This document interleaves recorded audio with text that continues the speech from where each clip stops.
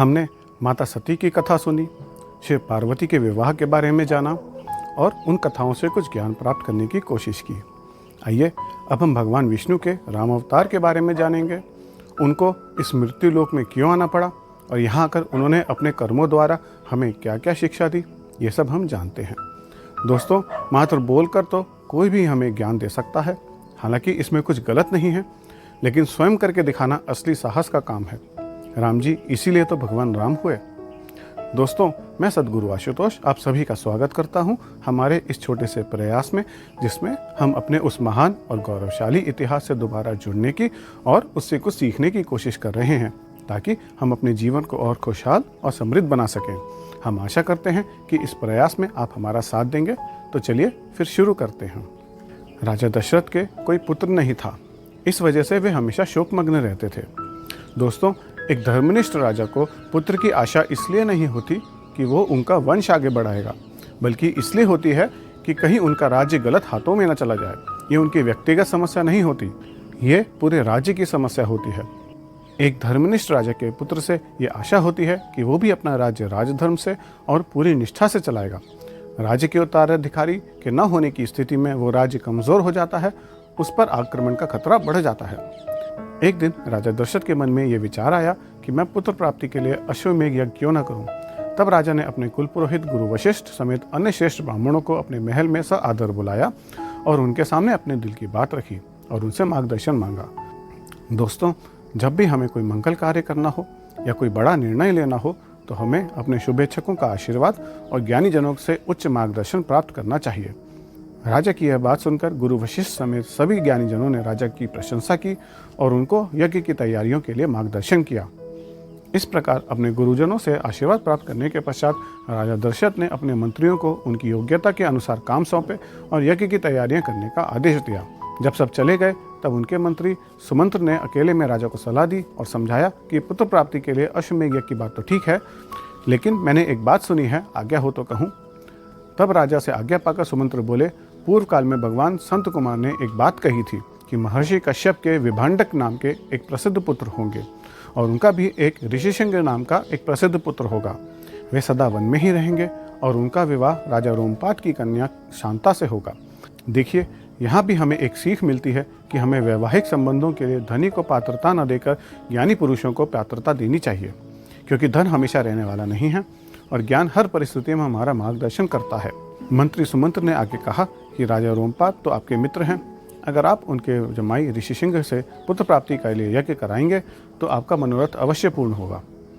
दोस्तों, यहाँ पर एक छोटी सी कंट्रोवर्सी भी आती है। रामायण के बालकांड के 11वें सर्ग में यह लिखा है कि राजा दशरथ के एक कन्या होगी शांता, जिसका विवाह ऋषिशृंग से होगा, लेकिन उसी सर्ग में यह भी लिखा है कि महाराज दशरथ ने अपने मित्र राजा रोमपाद से कहा कि आपकी पुत्री शांता अपने पति ऋषिशृंग के साथ मेरे राज्य में पधारें तो एक बहुत महत्वपूर्ण कार्य हो जाए। इसी तरह बालकांड के 10वें सर्ग में यह वर्णन है कि किस तरह राजा रोमपाद ने अपनी कन्या शांता का विवाह ऋषिशृंग के साथ किया। दोस्तों, हमने और भी कुछ ग्रंथों का अध्ययन किया और हम ये कह सकते हैं कि राजा दशरथ की कोई कन्या नहीं थी। वाल्मीकि जी ने जो लिखा है उसका मतलब यह हो सकता है कि क्योंकि राजा रोमपाद राजा दशरथ के मित्र हैं, इस नाते उनकी पुत्री राजा दशरथ की भी पुत्री हुई। मैंने सोचा राजा दशरथ की पुत्री के नाम पर जो भ्रांति फैल रही है उसका निवारण कर दूं। चलिए आगे चलते हैं। जब राजा दशरथ ने अपने मंत्री सुमंत्र की बात सुनी तो वे अपने मित्र राजा रोमपाद के राज्य में गए और उनसे प्रार्थना की कि वे अपनी पुत्री शांता को पति समेत उनके साथ विदा कर दें। एक बहुत आवश्यक कार्य प्रस्तुत हुआ है। फिर राजा दशरथ उनको लेकर अयोध्यापुरी में आए और यज्ञ की तैयारियां होने लगी। योग्य समय में यज्ञ हुआ और उस यज्ञ में ब्रह्मा समेत अन्य देवी देवता अपने यज्ञ का भाग लेने के लिए उपस्थित हुए। तब सभी देवताओं ने ब्रह्मा जी से कहा कि रावण नाम का राक्षस आपके और भगवान शिव जी के आशीर्वाद से बहुत पराक्रमी हो गया है और पूरे भूमंडल समेत हमको त्रास देता है, कोई उसका अहित नहीं कर सकता। तब ब्रह्मा जी बोले कि उसने वर मांगते समय यह कहा था कि मैं यक्ष, गंधर्व, देवता और राक्षसों के हाथों न मारा जाऊं। उसने मनुष्यों से अभय वरदान नहीं मांगा, उसने सोचा कि मनुष्य मेरा क्या अहित कर सकते हैं। दोस्तों, यहाँ भी हमें एक बहुत ज़रूरी शिक्षा मिलती है। एक तो यह कि हमें किसी को भी तुच्छ नहीं समझना चाहिए। अगर हम गलत हैं और दूसरा सही है तो चाहे वो हमसे कितना ही कमज़ोर क्यों ना हो, वह हमसे श्रेष्ठ ही होता है। और दूसरी सीख यह है कि अगर कोई भी गलत कार्य करता है और दूसरों को नुकसान पहुंचाता है तो समाज के ज्ञानी लोगों को उसके निवारण के लिए संगठित होना चाहिए। सही युक्ति से बड़ा पापी नष्ट हो सकता है। जब देवता ब्रह्मा जी से अपने कष्टों के निवारण के लिए यह सब बातें कर रहे थे, तभी वहाँ पर भगवान विष्णु भी उस यज्ञ में अपना भाग लेने के लिए आए। तब सभी देवताओं ने उनसे प्रार्थना की कि आप इस महान भय से हमारी रक्षा करें। श्री भगवान ने उन सबको आश्वासन दिया कि मैं धरती पर अवतीर्ण हो मनुष्य रूप में रावण का उसके कुल समेत वध करूंगा। उन्होंने कहा कि मैं राजा दशरथ के पुत्र के रूप में अवतरित होऊंगा। श्री भगवान के ऐसा संकल्प करने पर राजा दशरथ के यज्ञ के हवन कुंड में एक विशाल और ओजस्वी पुरुष प्रकट हुआ। उसके हाथों में जामुनर नाम की सोने की एक विशाल परात थी जो चांदी के ढक्कन से ढकी थी। यह परात खीर से भरी हुई थी। उस दिव्य पुरुष ने राजा दशरथ से कहा कि यह देवताओं का आशीर्वाद है, इसे तुम अपनी धर्मपत्नियों को खिला दो, तुम्हें दिव्य पुत्र की प्राप्ति होगी। राजा दशरथ उल्लसित हो अपने अंतःपुर में गए और उन्होंने खीर का आधा भाग महारानी कौशल्या को दे दिया। अब जितनी खीर बची रही उसका आधा भाग उन्होंने रानी सुमित्रा को दिया। इसके बाद जितनी खीर बची रही उसका आधा भाग करके उन्होंने रानी कैकेयी को दिया और अब जो खीर का भाग बचा था उन्होंने पुनः रानी सुमित्रा को दे दिया। सभी रानियों ने खीर हर्षोल्लास से ग्रहण करी। समय के साथ सभी रानियों ने गर्भ धारण किया। यहाँ पर हम एक शंका का निवारण करना उचित समझते हैं।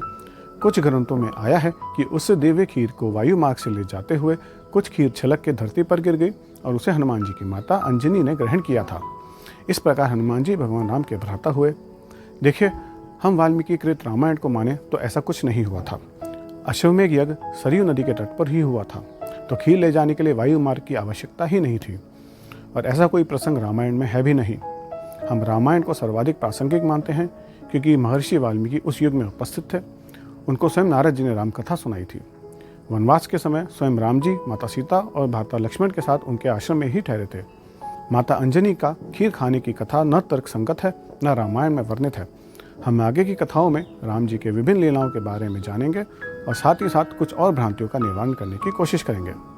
अगर आपको हमारे वीडियोस अच्छे लगें तो हमें लाइक कीजिए और अपनी नई पीढ़ी को, खासतौर से 5 से 10 साल के बच्चों को हमसे ज़रूर जोड़िए, क्योंकि इसी उम्र के संस्कार पूरी ज़िंदगी उनका मार्गदर्शन करेंगे। दोस्तों, अगर आप हमसे बात करना चाहते हैं या कोई सवाल पूछना चाहते हैं तो कृपया हमें व्हाट्सएप पर वॉइस या टेक्स्ट मैसेज भेजें। कृपया कॉल न करें, हम आपको खुद कॉल बैक करेंगे। धन्यवाद।